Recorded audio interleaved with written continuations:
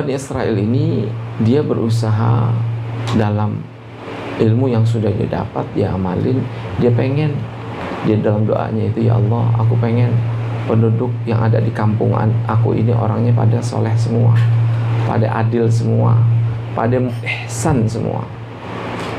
Akhirnya sebelum dia wafat, dia bilang sama istrinya, anaknya masih bayi, umurku sudah tidak panjang, sampai saat ini aku belum percaya sama orang di kampung ini. Yang aku jumpai sama percaya sama Allah. Warisan satu-satunya anak sapi yang aku punya, ini buat anak kita, aku lepaskan di hutan.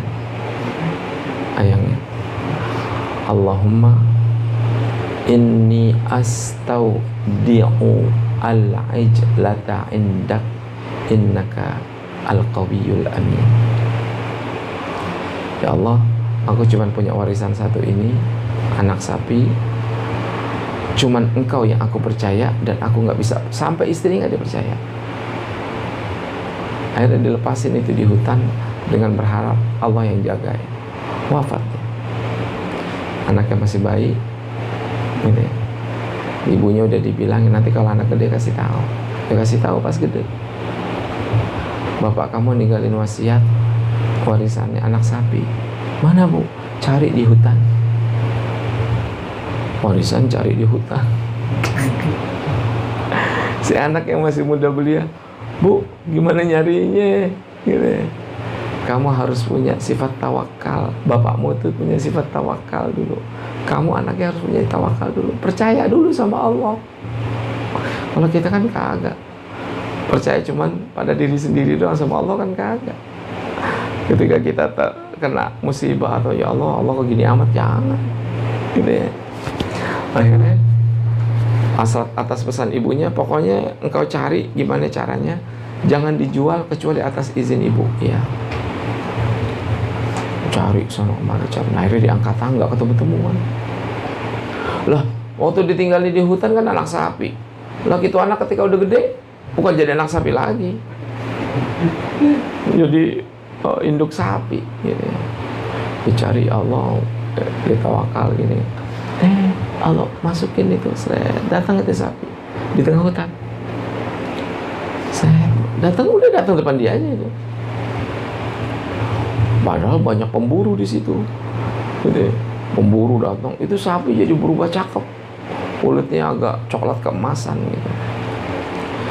Nah, akhirnya diambil tuh sapi. Nah, setiap kali ada yang datang gitu pengen berburu dia, ditendang tuh orang. Jadi sebelum dia datang itu sapi banyak dikejar orang ya. Begitu mau dilemparin panah, diserang duluan, diseruduk. Jadi siapapun gak ada yang bisa kecuali itu anak si pemilik sapi ya. Akhirnya begitu ya ditarik gitu kan, baru manetnya. Padahal itu berapa tahun itu orang nyari sapi itu. Kekuatan doa seorang bapak, kekuatan doa seorang yang benar-benar punya percaya kepada Allah, semuanya serahin kepada Allah. Udah Allah aja, hasbunallah wa ni'mal wakil. Di jalan ya itu ditaksir karena banyak yang suka itu sama sapi itu ya. Sampai akhirnya dalam salah satu, ini kisahnya dalam sebuah kitab ya, walaupun ceritanya Israiliyat, sampai malaikat itu datang kemudian berubah jadi manusia, nawarin, mau dibeli nggak? Berapapun harganya saya jual, saya beli. Itu anak, ya Allah, namanya orang anak soleh, saya nggak dapat izin dari ibu. Ya udah gini, 3 dinar emas aja, kasih ibumu 3 dinar emas, saya kasih 6 dinar, 3 dinar emas buat kamu, 3 dinar emas buat ibu. Nggak mau. Itu anak soleh itu. Dia seharian kerjanya yang namanya ngidupin ibunya cuman nyari batang kayu bakar. Itu pun kayu bakar yang dia kerja sehari-hari ya. Dia kan ke hutan ambil kayu bakar, jual ke hutan, belum jual. Hasil jualan dari kayu bakar itu dibagi 3. Sepertiga dia sedekahin, sepertiga dia buat ibunya, sepertiga buat orang dia ngasih di tengah jalan pinjaman. Artinya yang dia makan cuman sepertiga dari hasil nebang pohon.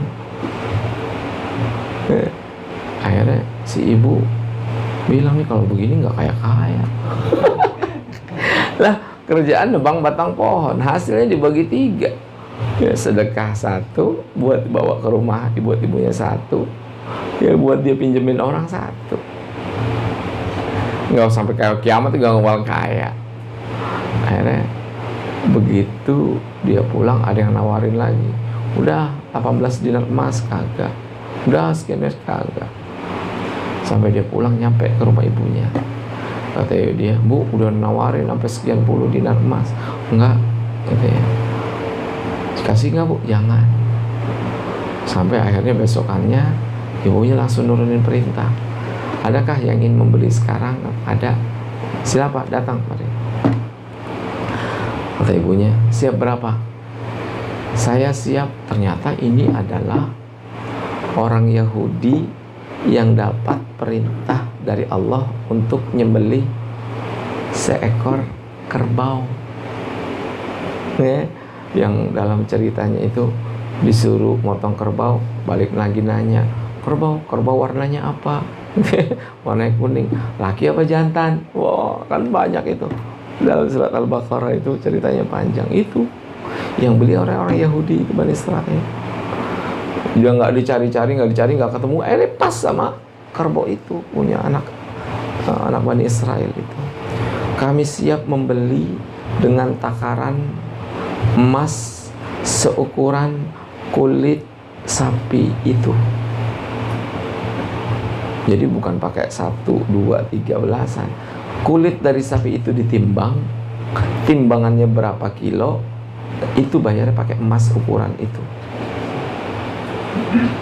Ya, bayangin kalau ukur sapi kulitnya berapa kilo sih? Ditakar dengan emas. Akhirnya jadi kaya mendadak.